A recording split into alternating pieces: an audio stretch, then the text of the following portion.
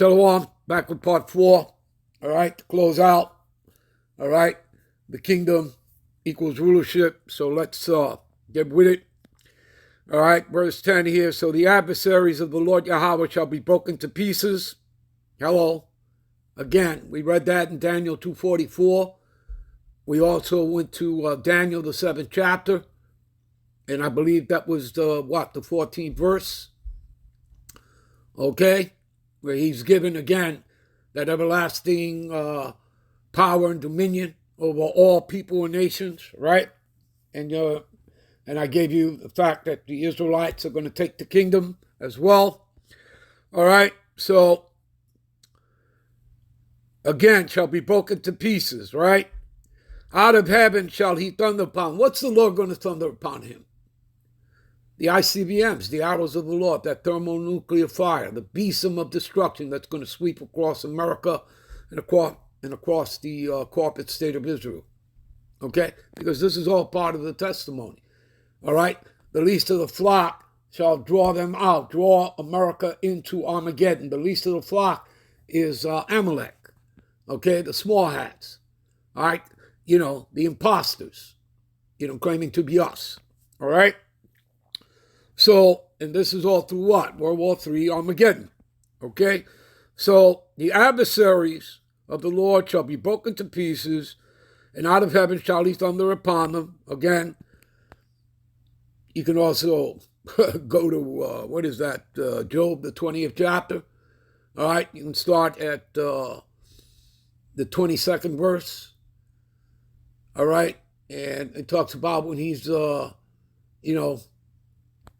going to sit down to eat some food and celebrating his NWO, his New World Order. The Lord's going to knock the plate right out of his mouth and fork. Okay?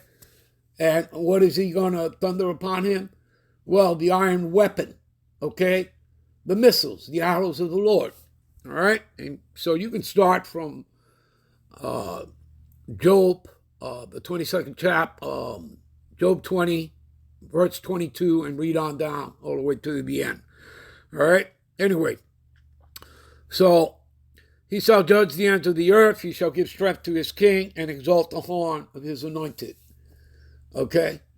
And the anointed is who? The elect of Israel. Okay? You understand? All right? Give me a minute.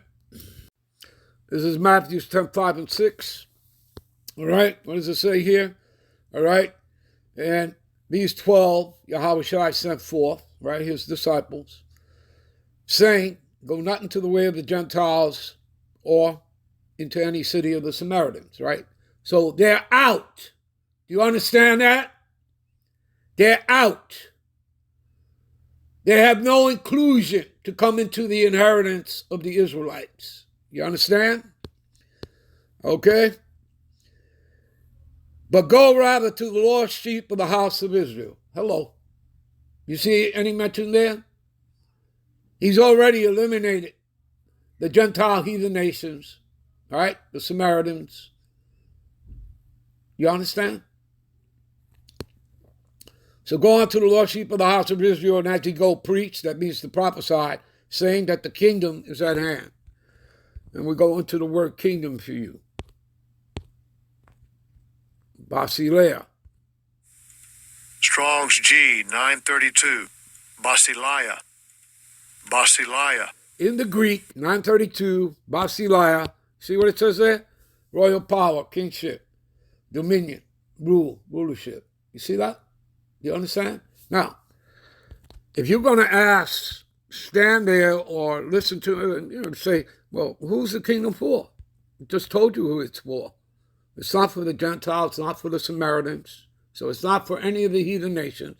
It is for the lost sheep of the house of Israel. You still don't want to accept that? Let's go to Luke 12 and 32.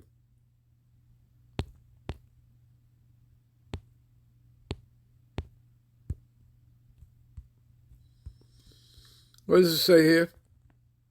Okay, Luke 12, 32. Fear not, little flock, it is your Father's good pleasure to give you the kingdom. You already know what kingdom means. Rulership, power, dominion. Let's go into the word flock for you.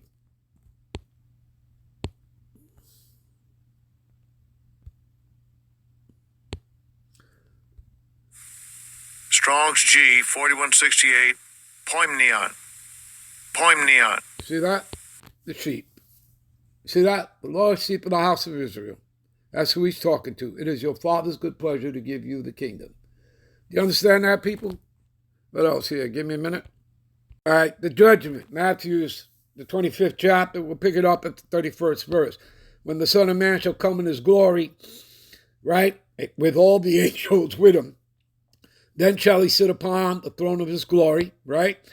And before him shall be gathered all nations, and he shall separate them. And this is all throughout the scriptures, like we read Matthew 10, 5, and 6, right? Okay? Separation is all throughout the scriptures. He shall separate them one from another, as the shepherd divideth his sheep from the goats. He shall set the sheep on his right hand, but the goats on the left. Then shall the king say unto them on his right hand, right? You understand that? Which are the sheep. They're on the right. He shall say unto them, Come, blessed of my Father, inherit the kingdom prepared for you before the foundation of the world. You see that? You understand, people? Hopefully you all were edified. I'm out. I'm on to the next one. Shalom.